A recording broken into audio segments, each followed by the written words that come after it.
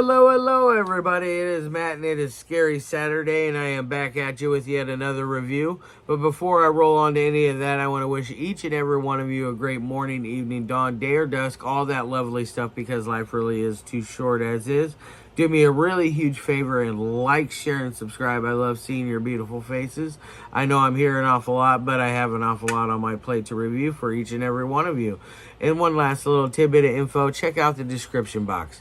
I gave you your brief synopsis, your starring cast, your runtime of the cut I am watching, along with a little tidbit of trivia, a link for a trailer, and a link for where you can watch the movie for free, because it is located over on YouTube.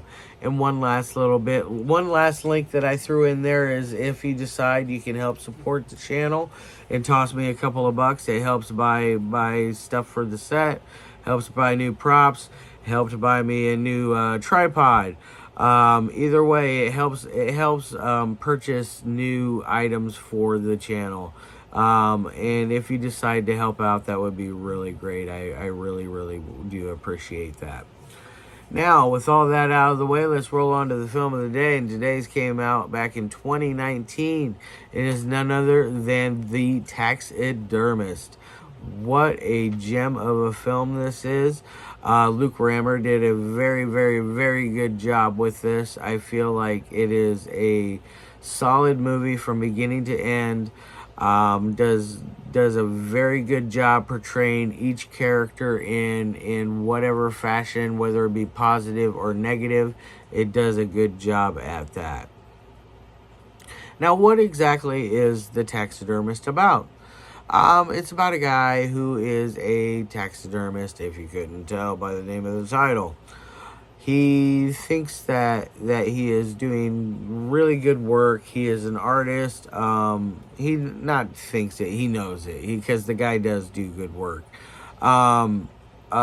He is very skilled and good at what he does.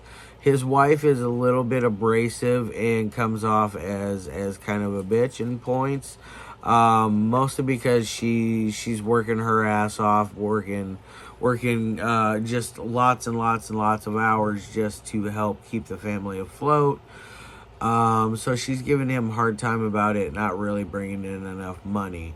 So therefore, it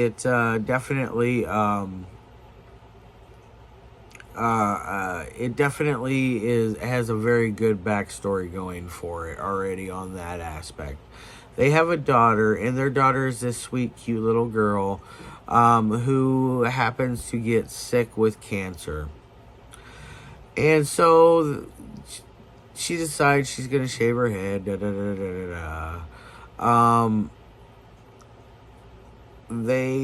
He eventually is approached by a man who wants him to do a very special taxidermy job, and he's very reluctant to do it until he finds out how much money the man is going to pay. And then he finds out what the job is, and it's going to be taxidermying his wife, played by Ruby Larocca, by the way. Who I always enjoy her. She's always fun. But she plays a silent dead character. But he reluctantly takes the job, helps get treatments going for their daughter, which in turn the man who approached our taxidermist gets his final product, and he is so ecstatic and happy about it that he automatically asks him to commission 10 more. All these bodies vary in age and sex and race. I believe there was some different racial people in there. If not, I'm sorry. I do remember that there was 10 bodies, and that they kind of blend together after a while. Not gonna lie. But this thing delivers so well on the gore and the story that it doesn't matter that the bodies are you tend to forget who's who. It's one of those. I feel like if you watch this movie multiple times, you'll pick up on extra things that you didn't see the first time around.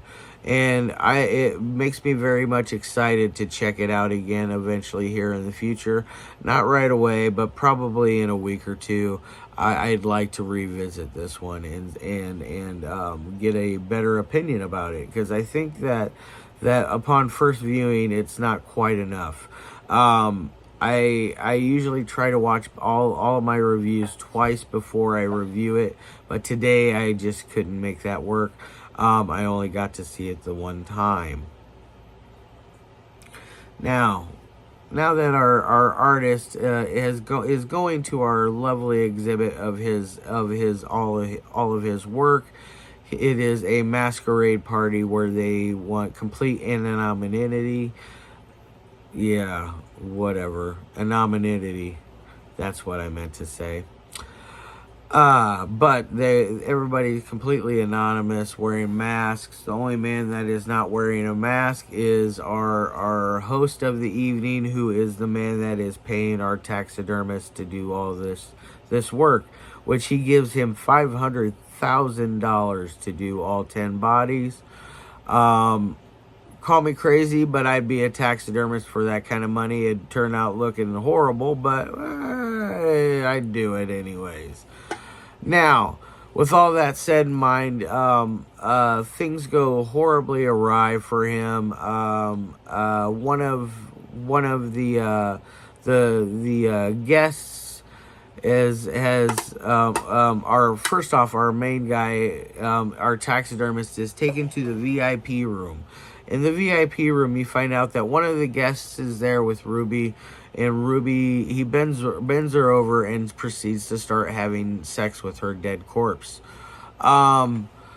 which in turn upsets our taxidermist to the point to where he leaves, goes home, and he decides he's going to do one last job, and it is a very, very horrific thing. I think it is a perfect way to end the movie, to be quite honest. I think that if it was somebody else, it wouldn't have worked as well. I think involving the child is the smartest idea that he could have gone with it on this route in this film. So Luke, you did a fantastic job. Definitely keep up the good work. Next week I will be reviewing Deadbeat from you. I look very much forward to that. That'll be on Friday. Next Friday, you get this magic Friday slot. So you get a Friday and a Saturday slot. Those are usually reserved for the best films of the week, or at least the films I feel like deserve the most attention. Now, on to the 3 things that I like my movies to meet. Audio, it delivers 100% of the time, every bit of the time. There is not a moment in this where I was misunderstanding what was being said. Everybody's dialogue was delivered with extreme precision, and it really, really helps make a film much more enjoyable when that's the case. So it gets an A+ on as far as dialogue. Now on to the not dialogue, but audio. On to dialogue. Dialogue is where the bread and butter is of this movie. It has a lot of really good, very fun, hip, cool, modern dialogue that people talk and act like I feel that this is how real people would probably act in this situation. It is very, very dark stuff. And it is gory as hell in places, which is very cool. I really enjoyed all the extra gore. All the red bits always make me happy when it comes to watching a film, something along this lines, because it's very dramatic, but it also has that very horrific aspect. But it is a more realistic aspect, I feel, instead of something that is completely off the wall. And I mean, granted, yeah, you're not going to have somebody out there taxidermying bodies, not that I know of. It probably does happen, but either way, it wouldn't be a common practice. So it gets an A+ on dialogue. So we got 2 A+, and then we move on to the third thing, which is editing. And editing is done rather well. There is no like goofy like jump cuts that make no sense. There are no like cuts in it that make the momentum change. It keeps 100% in a good, steady, positive, forward fashion throughout the entire film, and I really, really loved that. So it gets an A+ there as well. So it gets 3 A+ on audio, dialogue, and editing. And I would also like to throw in performance.